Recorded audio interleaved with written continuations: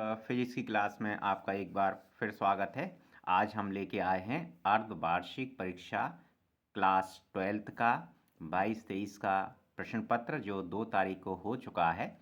और अब हम उसके आंसर देखते हैं कि किस प्रकार से उसमें प्रश्न पूछे गए और उनका जवाब हमें क्या देना था। तो चलिए सबसे पहले हम देखते हैं सही विकल्प का चयन करना।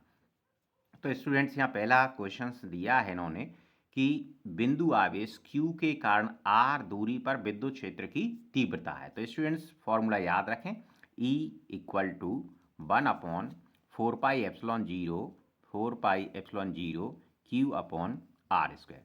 तो किसके समानुपाती होगा स्टूडेंट्स? तो आप देखिए इसका आंसर बी होगा। ओके, अतिचालक पदार्थ की जो चालकता होती है स्टूडेंट्स, वो अनंत होती है। कितनी होती है? अनंत होती है चालकता। तो इसका आंसर आपका क्या हो जाएगा स्टूडेंट्स? ए हो जाएगा। बहुत ही आसान पेपर है। अगर आप हमारी सारी वीडियोस जो हमने मल्टीपल चॉइस वगैरह MCQ पर जो बनाई हैं, अगर आप उन्हें देखते तो आपके 95% तक ये क्वेश्चंस आपके सॉल्व हो जाते, बल्कि 99% तक हो जाते। एक आधी क्वेश्चंस आपका बचता। चलिए नेक्स्ट देखते हैं।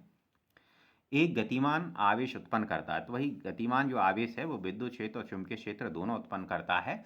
और यदि आवेश स्थिर है तो वो केवल विद्युत क्षेत्र उत्पन्न करेगा। स्टूडेंट्स ध्यान रखें, प्रत्यावर्ती धारा का वर्ग माध्य मूल मान यानी IRMS, ओके, शिखर मान का क्या पोजीशन उसकी होती है? तो ये 1/√2 गुना होता है। स्टूडेंट्स ये फॉर्मूला आपको याद रखना है। तो ये इसका आंसर हो गया आपका ए नंबर का। कोहरे में संकेत के रूप में उपयोग की जाने वाली कौन सी तरंग होती है भाई? तो ये अवरक्षम तरंग होती है। स्टूडेंट्स इसे आप ध्यान रखें। लेंस की फोकस दूरी न्यूनतम होती है, किस प्रकाश के लिए न्यूनतम होती है स्टूडेंट्स? तो ये बैगनी रंग के लिए। इसको मैंने बहुत ही डिटेल में अपनी वीडियो में समझाया है, तो कृपया करके आप उस लेसन के MCQ वाली वीडियो देख लें। प्रकाश किरण एक माध्यम से दूसरे माध्यम में जाने पर नहीं बदलती स्टूडेंट्स, उसकी आवृत्ति चेंज नहीं होती है। इसका आंसर स्टूडेंट्स सी हो जाएगा। ओके, चलिए अब हम देखते हैं कि रिक्त स्थानों की पूर्ति कीजिए। तो स्टूडेंट्स पहला दिया है कि पृथ्वी का विभव माना जाता है। तो पृथ्वी का विभव शून्य माना जाता है। शून्य मान के ही अन्य चालकों का मतलब अध्ययन किया जाता है। स्टूडेंट्स तो ध्यान रखें, आप इसको क्या माने? शून्य माने। धारा घनत्व कैसी राशि है स्टूडेंट? धारा घनत्व एक सदिश राशि है। स्टूडेंट्स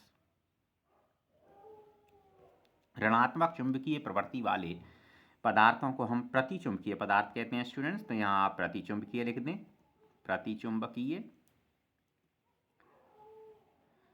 दिष्ट धारा की आवृत्ति क्या होती है स्टूडेंट्स? शून्य होती है। और यही कारण है कि संधारित्र जो है वो दिष्ट धारा को अपने में से नहीं गुजरने देता है। ठीक है स्टूडेंट। विद्युत चुंबकीय तरंगें कैसी होती हैं? अनुप्रस्थ तरंगें होती हैं। स्टूडेंट्स तो यहाँ आप अनुप्रस्थ तरंग लिख दें। जल के भीतर वायु का जो बुलबुला है वो अवतल लेंस की तरह व्यवहार करता है। स्टूडेंट्स तो यहाँ आप अवतल लिख दें। हाइड्रोजन परमाणु की जो आयनन ऊर्जा है स्टूडेंट्स, वो कितनी मानी जाती है? 13.6 इलेक्ट्रॉन वोल्ट। स्टूडेंट्स ओके, तो इस प्रकार से आपके रिक्त स्थान हो गए। चलिए आगे देखते हैं। एक वाक्य में उत्तर दीजिए। चलिए, एक आवेशित धात्विक चालक के अंदर विद्युत क्षेत्र क्या होगा? स्टूडेंट्स क्या होता है? कोई भी धात्विक चालक है, इसको आप आवेश देंगे तो सब इसका जो आवेश है वो बाहरी पृष्ठ पर रहेगा। तो अंदर इसका विद्युत क्षेत्र कितना मानते हैं हम? शून्य मानते हैं। स्टूडेंट धारावाही परिनलिका के कारण चुंबकीय क्षेत्र कहाँ अधिकतम होता है? देखो, धारावाही परिनलिका है, उसके अंदर चुंबकीय क्षेत्र प्रत्येक बिंदु पर एक समान रहता है। स्टूडेंट्स आप ध्यान रखें। और इसके सिरों पर जो चुंबकीय क्षेत्र रहता है वो आधा रहता है अंदर की तुलना में। तो कहाँ पर अधिकतम होगा स्टूडेंट्स? अंदर अधिकतम होगा। ओके, ध्यान रखना है आपको। चलिए अगला क्वेश्चन देखते हैं। लेंज के नियम कौन से संरक्षण नियम का पालन करता है स्टूडेंट? तो इसमें ऊर्जा संरक्षण नियम का पालन करता है। आपको इतनी बात लिखना है, ऊर्जा संरक्षण का नियम। अपवर्तनांक का मात्रक क्या होता है? तो स्टूडेंट्स कोई मात्रक नहीं होता, क्योंकि μ=sin I/sin R। ओके, दोनों ही राशियां समान हैं तो कोई मात्रक नहीं होता। कारफलन और दहली तरंग दैर्घ्य में क्या संबंध है? तो स्टूडेंट्स इसको आप फार्मूला आप ध्यान रखें कि फाई बराबर h/0 ये आवृत्ति है, और इसको आप बदल दें c/λ0। तो ये आपका रिलेशनशिप हो गया, इसको आप लिख दें। ठीक है। विकिरण की ऊर्जा और आवृत्ति में क्या संबंध है स्टूडेंट? तो बहुत ही आसान, E बराबर h/0 आप लिख दें, ये आपकी आवृत्तियां संबंध हो गया। परमाणु का जो ग्रही मॉडल था वो किसने दिया स्टूडेंट? तो ये रदरफोर्ड ने दिया था, रदरफोर्ड। ओके, तो आप इसको लिखें। चलिए अब हम देखते हैं कि सही जोड़ियों का मिलान करते हैं। तो सही जोड़ियां देखते हैं। विद्युत सामर्थ्य P = VI, ये आपका पहला नंबर का आंसर है। ठीक है स्टूडेंट। अमीटर क्या करता है? धारा को मापने का काम करता है स्टूडेंट्स, तो ये आपका दूसरा हो गया।